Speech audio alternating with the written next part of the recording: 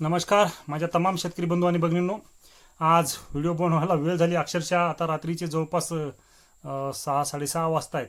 तर आजचा दिवस हा माझा खूप बिझी शेड्यूल गेला. सकाळच्या म्हणजे रात्रीपासून मी अक्षरशः झोपलेलो नाही. तर एकच चिंतन होतं, एकच ध्यास होता. मी मागे 1-2 व्हिडिओमध्ये सांगितलं होतं की मला पाठिंबा नकोय, साथ द्या. आणि त्या अनुषंगाने ज्या वेळेस मी शेतकरी मंच, झुंजार शेतकरी मंच स्थापन केला, त्या अंतर्गत मी काम करतोय. आणि झालं काय की मागच्या वर्षी सुद्धा आमच्या धरणात पाणी नाही आलं, त्यामुळे मी रब्बी आणि उन्हाळी पीक घेऊ शकलो नाही. मीच नाही, माझ्यासारखे आमच्या धरणावरती अवलंबून 629 हेक्टर क्षेत्र आहे. त्या एकूण क्षेत्रावरती आणि आजूबाजूच्या ज्या परिसरामध्ये जे काय धरणं असेल त्या हजारो हेक्टर मधलं क्षेत्र ह्याच पडीक राहिलंय. रब्बी आणि उन्हाळी पीक घेऊ शकलं नाही. ह्या वर्षी सुद्धा थोडा बहुत पाणी आहे, परंतु त्या प्रमाणात मनासारखे रब्बी आणि खरीप उन्हाळी पिकं घेऊ शकेल एवढं पाणी आमच्याकडे उपलब्ध नाही. त्याच्यामुळे आमच्या धरणामध्ये, आमच्या जवळच्या खडकपूर्णा नदीवर बनलेल्या संत चोखामेळा सागरातील पाणी, शिल्लकचं जे पाणी आहे, जे खडकपूर्णा नदी सोडल्या जातं, ते पाणी आमच्या धरणात यावं. माझ्या परिसरातील जसे अंढेरा असेल, गुंजाळा असेल, मेंढगाव असेल, सावखेडनागरी असेल, पाडळी शिंदे असेल, बायगाव असेल, नागणगाव असेल, सुरा असेल, धोत्रानंद असेल, सेवानगर असेल किंवा परत अंढेरा असेल, या सर्व गावांना, जवळपास 12 ते 15 गावांना त्या पाण्याचा फायदा होईल आणि बारमाही आमची शेती ही सिंचित होईल. आणि ह्या भागात सुद्धा सुजलाम आणि सुफलाम याची हरित क्रांती आणि आम्ही शेतकरी एक शेती करून असा आदर्श निर्माण, विभागात सुद्धा आदर्श निर्माण करू, राज्यात सुद्धा आदर्श निर्माण करू, देशात सुद्धा आदर्श निर्माण करू आणि विदेशात सुद्धा आमच्या शेतकऱ्यांचा मोठा पायंडा निर्माण होईल.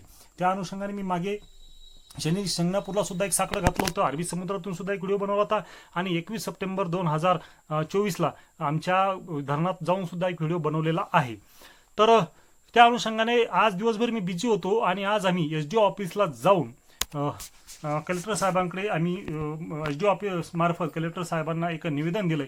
त्या निवेदनामध्ये माझी प्रमुख मागणी अशी आहे, मुख्य मागणी अशी आहे की खडकपूर्णाच्या नदीत जे संत चोखामेळा सागराचं पाणी सोडल्या जातंय, शिल्लकचं पाणी जे सोडल्या जातंय, ते पाणी डाव्या कालव्याद्वारे आमच्या शिवणी आरमाच्या आणि परिसरातील धरणांमध्ये, जसं की अंढेरा असेल, गुंजाळा असेल, आसोला असेल किंवा मेंढगाव असेल, या धरणांमध्ये ते सोडण्यात यावं, जेणेकरून ह्या भागातील शेतकरी हा सुजलाम आणि सुफलाम होईल आणि इकडे हरित क्रांती घडून येईल. म्हणून ती मागणी परत एकदा मागणी करण्यासाठी मी गेलो होतो. कारण याच्या अगोदर मी 10 ऑक्टोबरला ह्याबाबत निवेदन दिलेलं आहे आणि तशी मागणी केलेली आहे.